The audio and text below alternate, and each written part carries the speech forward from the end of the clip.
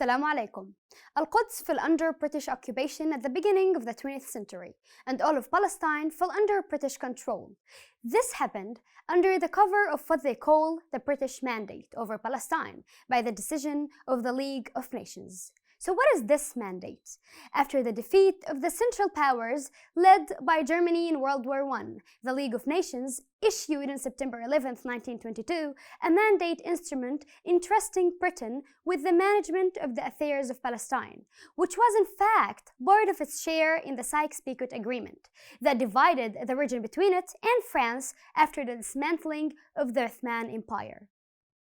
In practice, this occupation was a part of the agreement between the Allied countries that won the war, in order to implement the Balfour Declaration to the Zionist movement to establish a national homeland for the Jews in Palestine.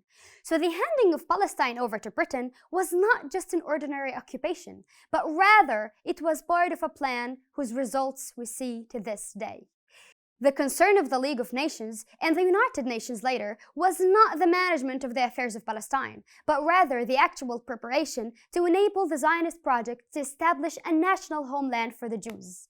In the introduction of the mandate instrument, the following was stated: whereas the principal Allied powers have agreed, for the purpose of giving effect to the provisions of Article 22 of the Covenant of the League of Nations, to entrust to a mandatory selected by the said powers the administration of the territory of Palestine, which formerly belonged to the Turkish Empire, within such boundaries as may be fixed by them, and whereas the principal Allied powers have also agreed that the mandatory should be responsible for putting into effect the declaration originally made on November 2nd, 1917 by the government of His Britannic Majesty and adopted by the said powers in favor of the establishment in Palestine of a national home for the Jewish people. It's being clearly understood that nothing should be done which might prejudice the civil and religious rights of existing non-Jewish communities in Palestine, or the rights and political status enjoyed by Jews in any other country. The second clause of the mandate instrument included the following: the mandatory shall be responsible for placing the country under such political, administrative, and economic conditions as well secure the establishment of the Jewish national home, as laid down in the preamble, and the development of self-governing institutions, and also for safeguarding the civil and religious rights of all inhabitants of Palestine, irrespective of race and religion. This was the reality of the British occupation of Palestine. There were no real attempts regarding managing affairs nor ensuring civil and religious rights for all Palestinian residents regardless of race and religion.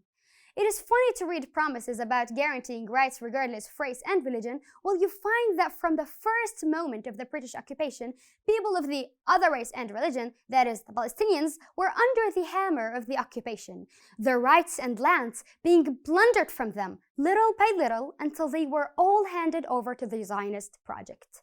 Then you read in the fourth clause of the mandate instrument: an appropriate Jewish agency shall be recognized as a public body for the purpose of advising and cooperating with the administration of Palestine in such economic and social and other matters as may affect the establishment of the Jewish national home and the interests of the Jewish population in Palestine, and subject always to the control of the administration to assess and take part in the development of the country.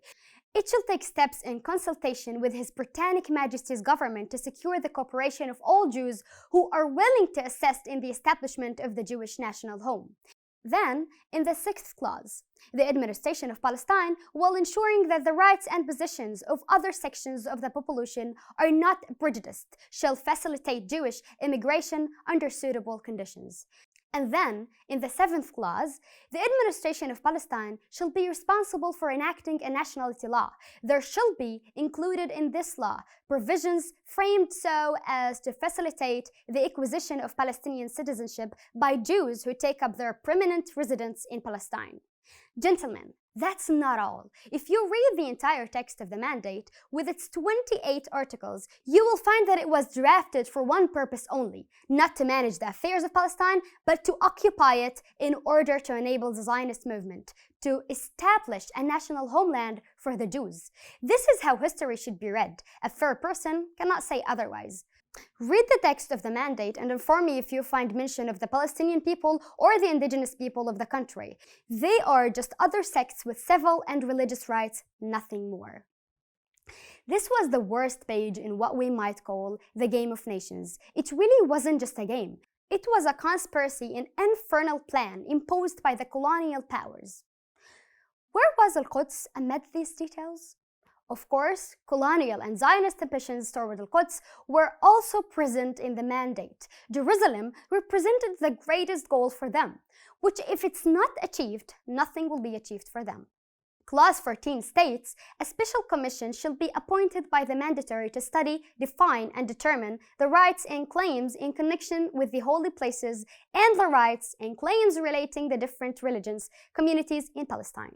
Then comes the last clause, 28, to say, in the event of the termination of the mandate hereby conferred upon the mandatory, the Council of the League of Nations shall make such arrangements as may be deemed necessary for safeguarding in perpetuity under guarantee of the League the rights secured by Articles 13 and 14 and shall use its influence for securing under the guarantee of the League.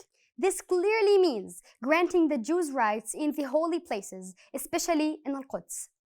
Now look at the sentence in clause 14. A special commission shall be appointed by the mandatory to study, define, and determine the rights and claims in connection with the holy places. Note the word claims. Who's claiming or will claim? What will they claim? The people of Palestine exist in their homeland and it's impossible for them to claim or assume. The only side that may claim are the Zionists. The content of their claim is the existence of an alleged structure under Al-Aqsa Mosque. We will continue in the next episode, inshallah.